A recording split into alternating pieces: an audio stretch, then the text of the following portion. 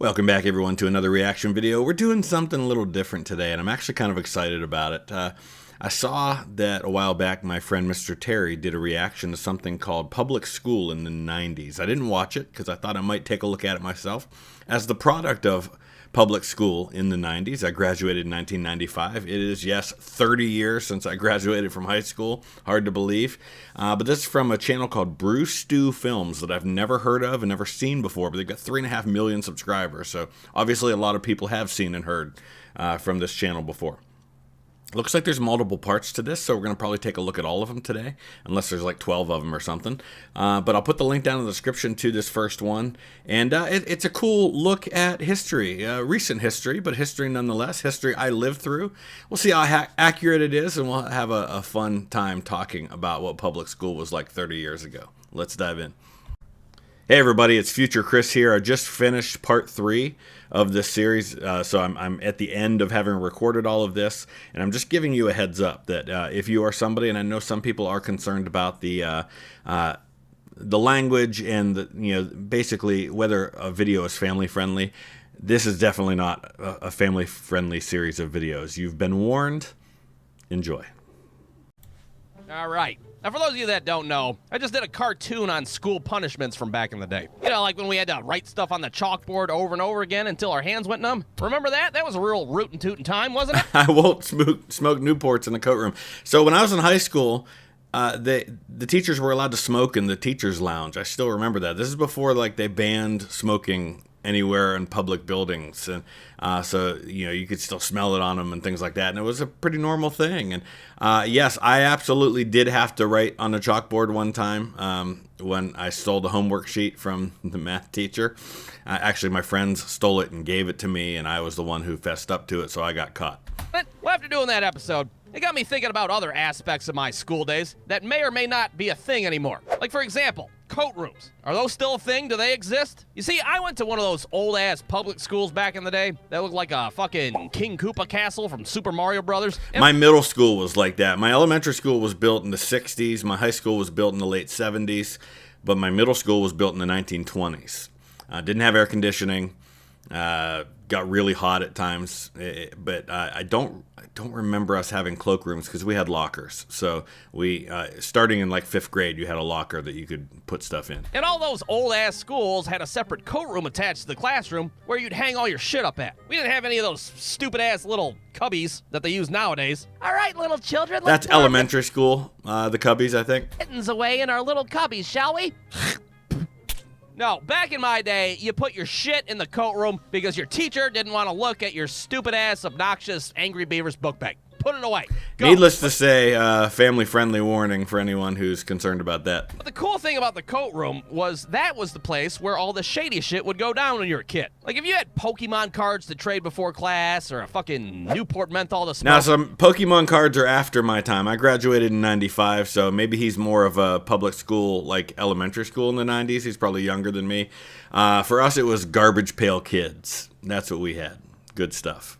Well, you did that shit in the coat room where the teacher couldn't see you. Hell, I've seen entire fucking fistfights go down in the coat room. I seen a kid catch a missile drop kick to the teeth, and then 5 minutes later, you're sitting at his desk taking a spelling test. Not to mention the time where a kid took a piss inside of the coat room, and we all got to go outside again for a bonus recess while the janitor cleaned that shit up. What a fucking time to be alive. You definitely can't. So, I've spoken in schools a lot over the last 10 years doing Rachel's Challenge, and I can remember one time being in the gym with a bunch of elementary kids, and a lot of times the elementary presentations, they'll be in the gym and the kids are all sitting on the gym floor, and I remember at one point seeing all the people in the back of the room scoot away from a particular area, and I had no idea what happened, but a few minutes later I see the custodian come in, mop up the area, and leave. And I found out later that a kid had puked in the middle of the presentation. Listen, custodians are one of those groups of people that do not get nearly enough credit. The fact that you're able to come to school or go to whatever your workplace is and it's not a complete disaster all the time, thank your custodians and the people who make sure that that happens. pull that shit off with a fucking cubby, you're asked to catch a indecent exposure charge. So what I'm saying is bring back the coat rooms, all right? They're fucking cool. Hashtag Don't fuck remember covers. those at all. Now, another thing that seems to be disappearing from schools these days is having your own desk. I don't know what the hell's going on, but it sure seems like schools these days just throw a bunch of tables and chairs in there for kids Really? to sit at. Is that the case? I thought they still had desks.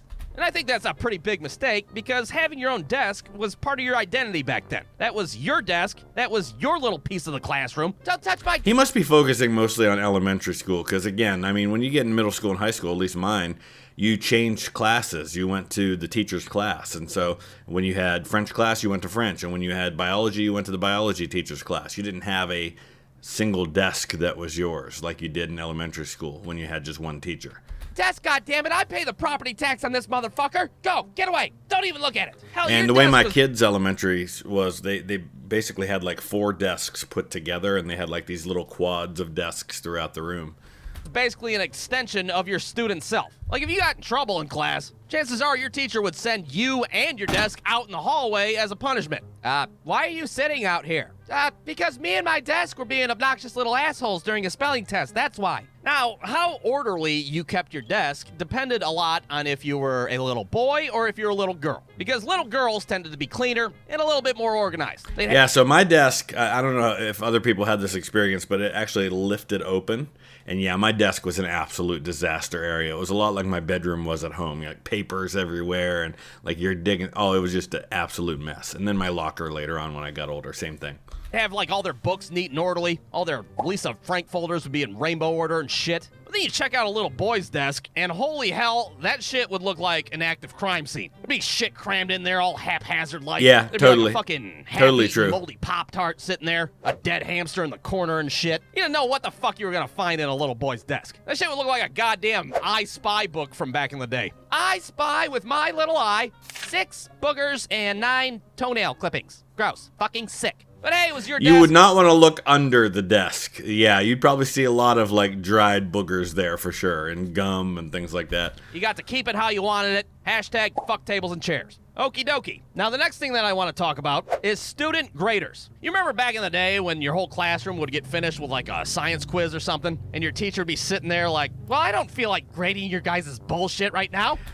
This got a very different 1990s public school experience than I did. Now, I remember, and this must have been like 85 when I was in 2nd grade, my teacher having, like, I don't know, it was laryngitis or something. She couldn't talk very well.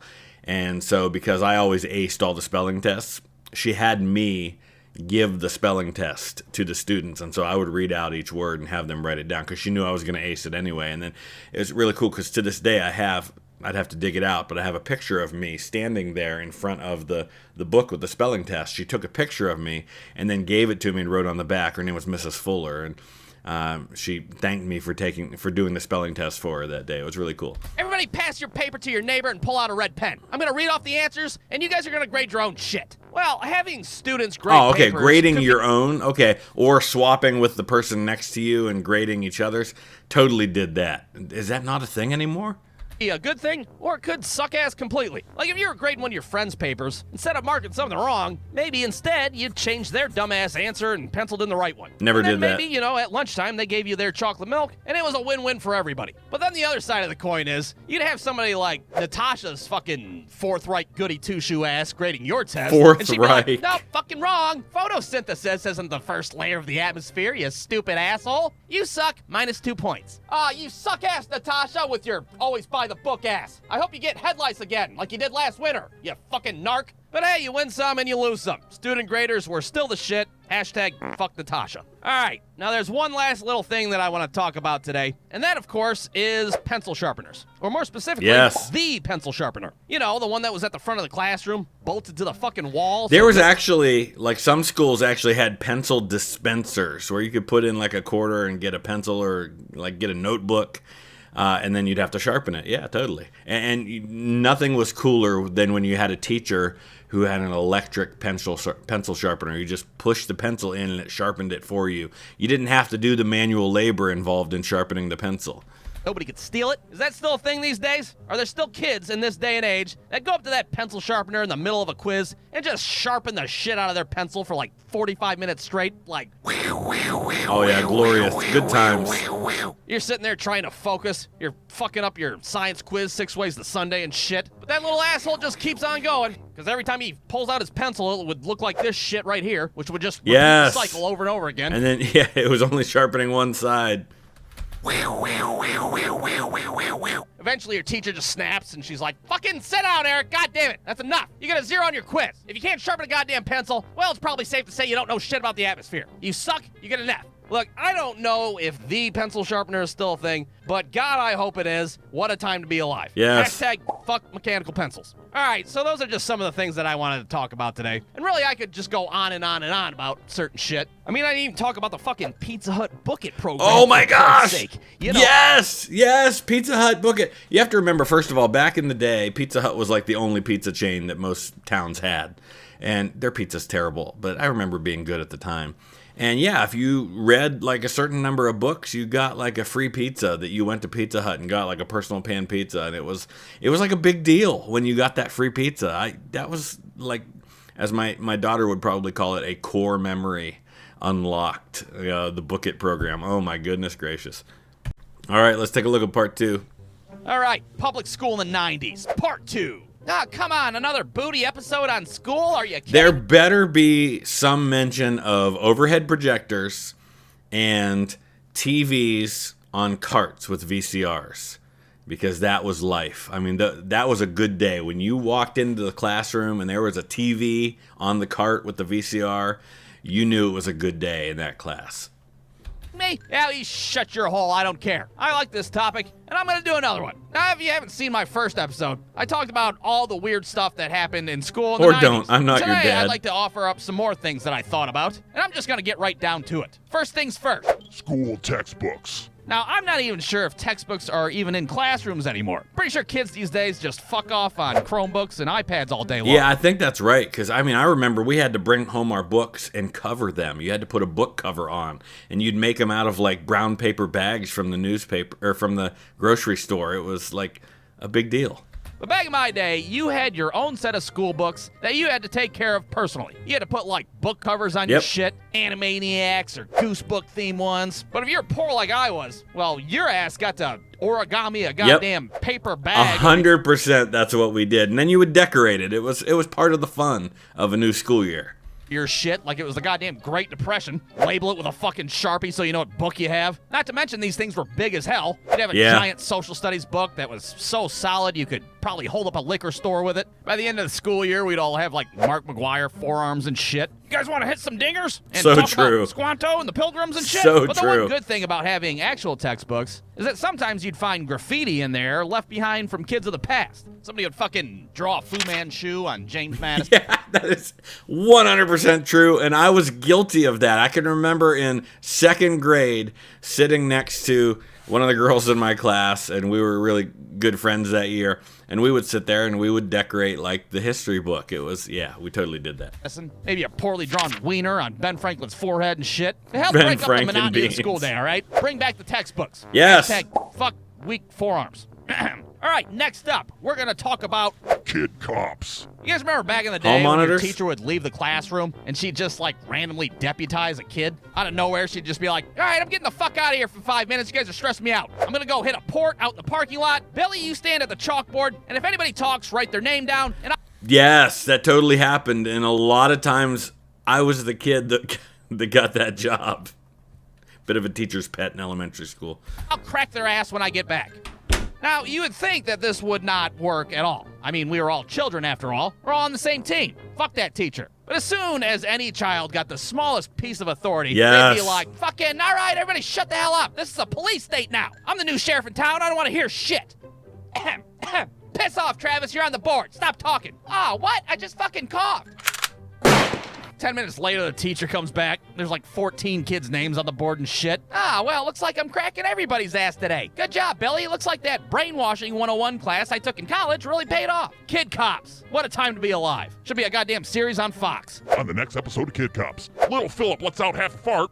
He gets his name on the board, and he gets a written penalty. Kid Cops. Your discretion is advised. All right, next up, what do we got? Oh, yeah, that's right. The goddamn overhead There it is. projector. Overhead projector. Now, look, there is not a single object in my school that I had more disdain for than that piece of shit overhead projector. And listen, when I got into college, which is right about the time that we got the internet for the first time, I worked like for the audiovisual department. That was like my on-campus job, and so it was my job to deliver the projectors and the TVs on carts to professors when they needed them. I hate that damn thing. If I could, I'd totally office space the shit out of one in an open field. And you know why? Because I was blind as shit as a kid, that's why. And every time we use this And I can remember, too, when I first started out in ministry, in church, we would use overhead projectors for the words for the songs we were singing if we weren't singing something out of the hymnal. projector, I swear it'd be like the day after our teacher moved all our seats around, and I'd be sitting way in the back, practically in the fucking hallway and shit. I'd look up and everything would look like a blurry mishmash of bullshit to me. The teacher would be up there like, the hypotenuse of the fourth derivative is the variable of the coefficient. See, math's a lot easier when you can see, right? And you're not like a fucking blind piece of shit in the back. Math is easy. Math is fun. And I'd just be sitting there like, yeah, looks like I'm fucking done learning math Get now. glasses. Guess I'm just gonna have to smoke crack and live under a bridge when I grow up. That's pretty neat. Yeah, piss off overhead projector. I don't gotta deal with your shit anymore. Hashtag fuck the blurry machine 9000. All right, let's do one more topic, and then what do you say? We can all get on with our fucking lives. Sound good? And this topic, of course, is going to be Lice checks. now. This little event would occur. That's still going. They still do that, right? I mean, lice didn't stop being a thing one day. frequently throughout the school year. All of a sudden, your teacher would be like, all right, everybody, we're going to go down to the nurse's office, and we're going to see who's the dirtiest kid in class. Sound fun? So we'd all just line up and prepare. And honestly, I mean, it kind of felt that way at the time, but in hindsight, obviously, we know that it's not as simple as that. Inspected. Everybody's paranoid as hell. All of a sudden, your head is 1,000% itchier all of a They sudden. put tape Now, on it's it worth to noting mark that it. back then, I would put copious amounts of hair gel in my hair. I'm talking gobs and gobs of that. I wasn't a gel guy. I was a hairspray guy, but same effect. It would put like all these little white flakes. I could literally like grab it and just kind of pull the white flakes off of my hair.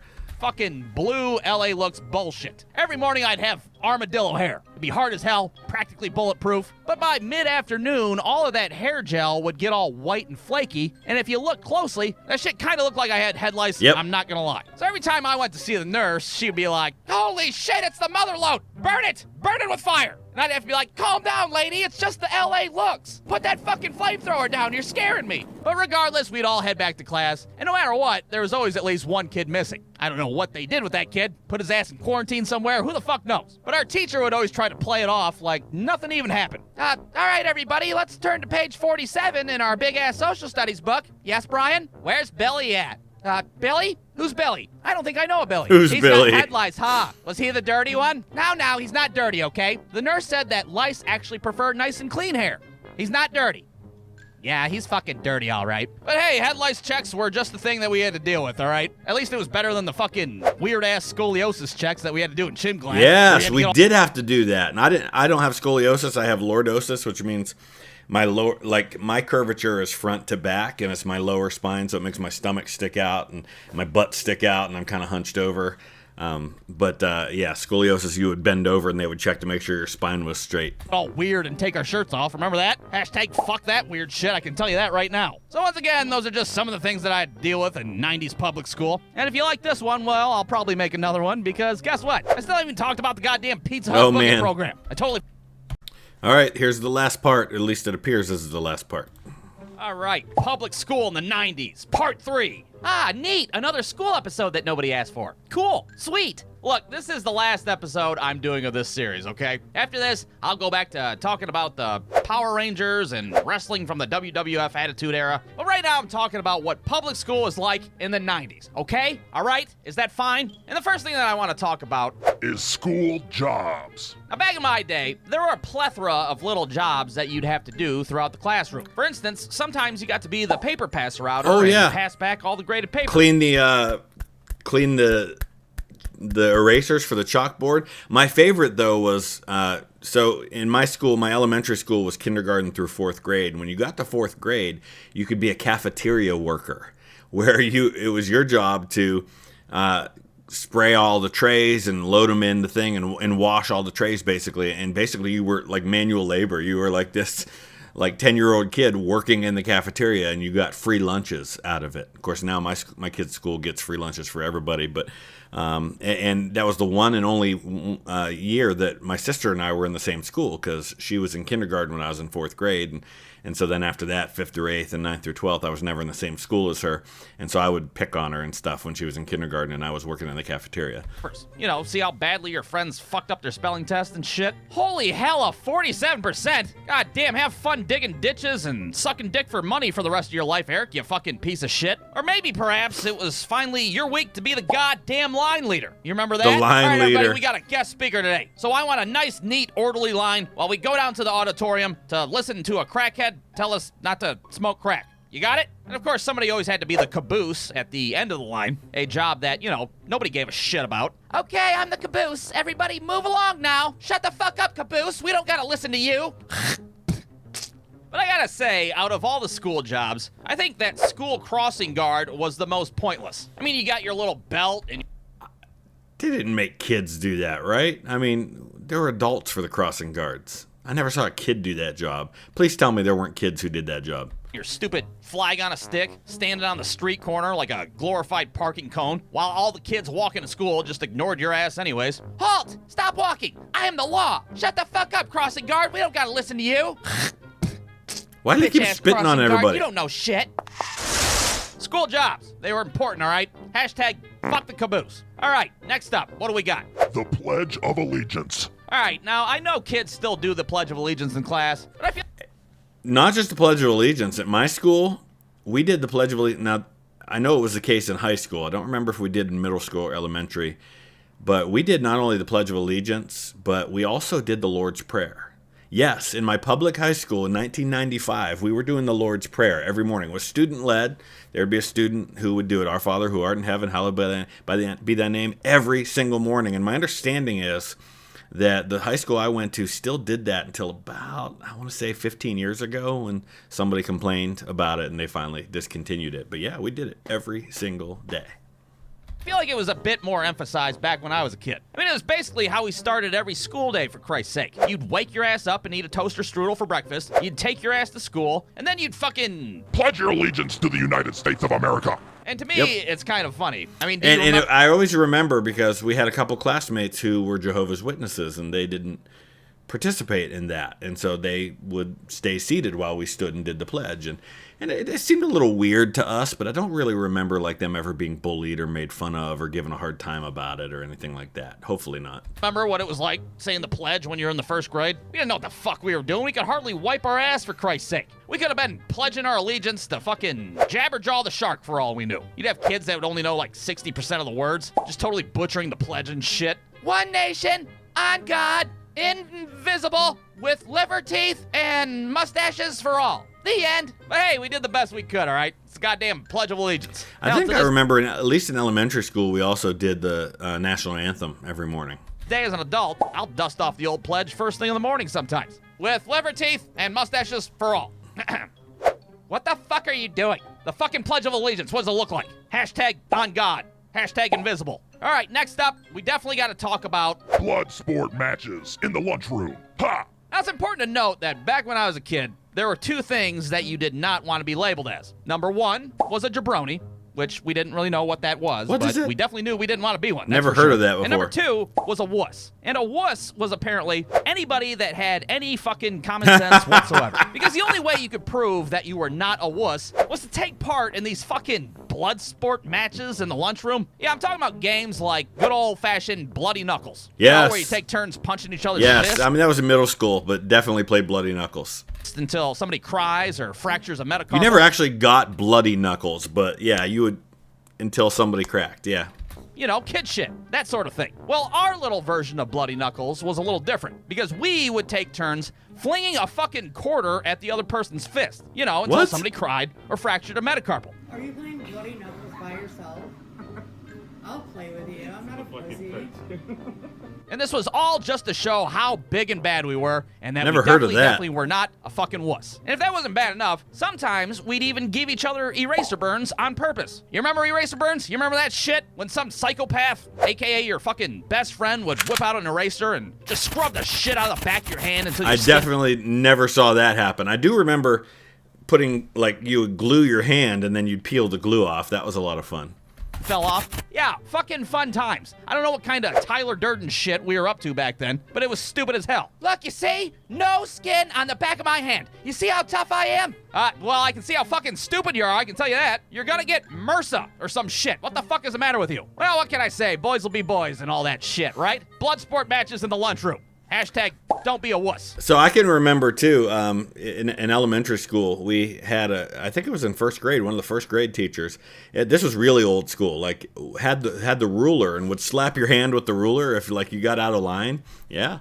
All right, so we've reached the final topic, and that of course is The Pizza Hut Book it. program. Ha ha ha! Now, I don't know where the Pizza Hut Book It program came from, but I'm going to go ahead and guess that it was probably Bill Clinton's ass. Why not? Maybe like the I think it Secretary of predates Education him. was in the Oval Office like, Bill, what the fuck? We can't get first graders to read books. Now, this definitely had to predate him because he didn't become president until '93, and I know we were doing Book It in the '80s. Oh, man, we can't? How about we try, I don't know, pizza-based reading incentives? Bill, what the fuck? That's a great idea.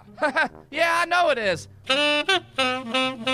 All right, so the concept of the Pizza Hut Book It program was pretty simple. First, everybody in your class got these little pins with these fucking 5 assholes on them, and every time you'd read an entire book, you got a little I never sticker had a medallion pin. to put on I the don't pin. remember those pins at all. We didn't do it that way. And once you got all 5, You got a free Pizza Hut personal pan pizza. Oh yeah, cool, neat. I'm not gonna lie, this shit took the fucking world by storm. It It was did. so popular that our teacher would have It to sounds really stupid. Oh, pizza. Okay, so what? A personal pan pizza.